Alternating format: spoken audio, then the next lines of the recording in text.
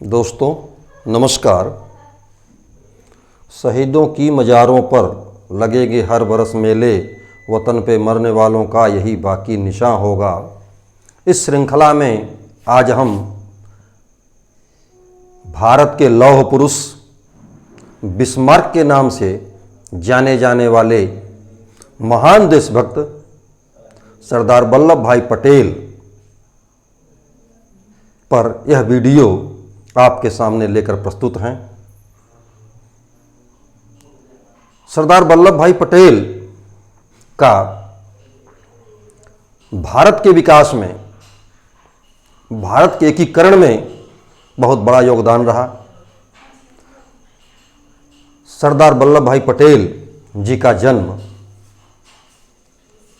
31 अक्टूबर 1875 को गुजरात के नाडियाड नामक स्थान में हुआ था।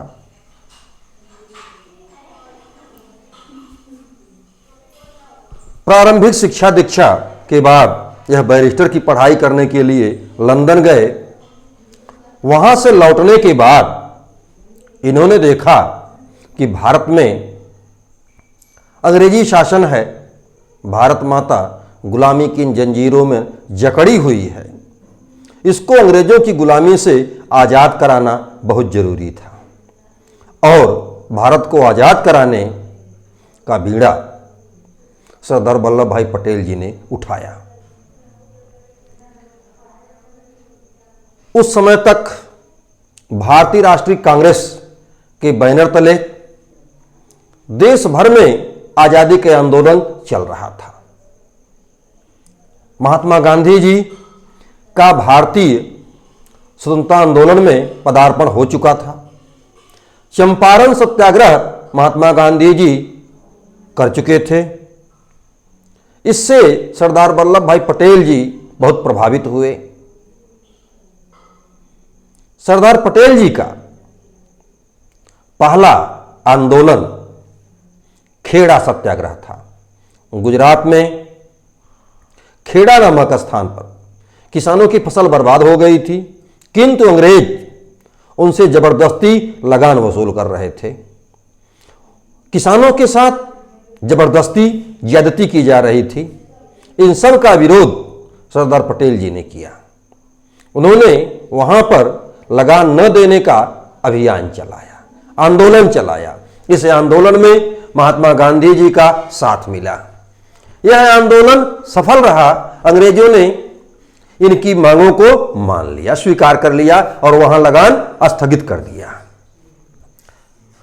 इसके बाद सरदार वल्लभ भाई पटेल जी भारतीय राष्ट्रीय कांग्रेस के हर आंदोलन में साथ रहे और संघर्ष किया।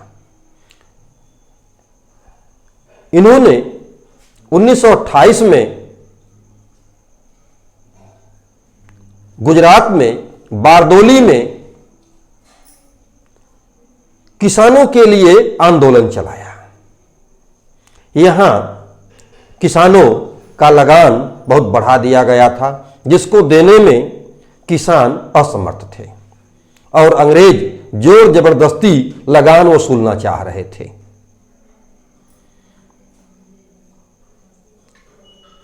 महात्मा गांधी जी के साथ सरदार पटेल जी ने यहां आंदोलन चलाया और अंत में किसानों ने इसके लिए एक समिति बनाई और समिति की रिपोर्ट को स्वीकार करते हुए लगान कम कर दिया गया। यह सरदार पटेल जी के भारतीय राष्ट्रीय आंदोलन में बहुत बड़ी सफलता थी। इससे उत्साहित होकर के वहां की महिलाओं ने इन्हें सरदार की उपाधि दी। तब से यह हमेशा सरदार के उपनाम से जाने जाने लगे।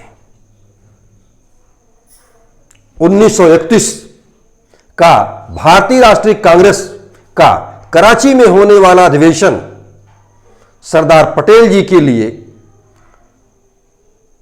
उपलब्धियों भरा रहा। 1931 के भारतीय राष्ट्रीय कांग्रेस के कराची अधिवेशन की अध्यक्षता सरदार पटेल जी ने किया। यहां पर इन्होंने मौलिक अधिकारों का प्रस्ताव पास किया, जिसको कांग्रेस ने सर्वसम्मति से पास किया। और आगे चल करके ये मौलिक अधिकार भारतीय संविधान में शामिल किए गए। इस प्रकार से सरदार पटेल के नेतृत्व में कराची में होने वाला अधिवेशन भारतीय संविधान की एक पूर्व पीठिका थी।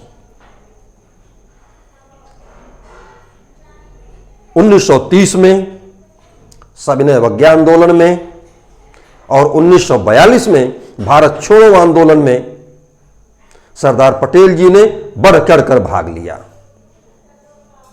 कई बार जेल गए, लेकिन फिर भी इन्होंने देश के आजादी की मशाल को बुझने नहीं दिया। जब देश आजाद हुआ तो उस दौरान इनको गृह विभाग दिया गया, गृह विभाग और गृह मंत्री बनाया गया। इन्हें भारतीय रियासतों को एकीकरण का जिम्मा दिया गया और रियासत विभाग का अध्यक्ष इन्हें बनाया गया। उस समय देश में कुल 562 रियासतें थीं, जिनको भारतीय संघ में विलय करना एक कठिन काम था और यह काम सरदार वल्लभ भाई पटेल ने बखूबी निभाया। इन्होंने भारतीय रियासतों का भारत में विलय किया। केवल 3 रियासतें ऐसी बची जो तत्काल शामिल नहीं हुई, जिनमें हैदराबाद, जूनागढ़ और कश्मीर। बाद में ये तीनों रियासतें भी भारत में शामिल हुई। ये इनकी बहुत बड़ी उपलब्धि थी। 1950 में भारत माता का यह सपूत 15 दिसंबर 1950 को स्वर्गवासी हो गया। 1991 में भारत सरकार के द्वारा इन्हें भारत रत्न प्रदान किया गया। आज सरदार वल्लभ भाई पटेल जी की जयंती पर उन्हें कोटि कोटि नमन। उनकी जयंती राष्ट्रीय एकता दिवस के रूप में मनाई जा रही है। आप सभी को राष्ट्रीय एकता दिवस की भी हार्दिक शुभकामना। धन्यवाद।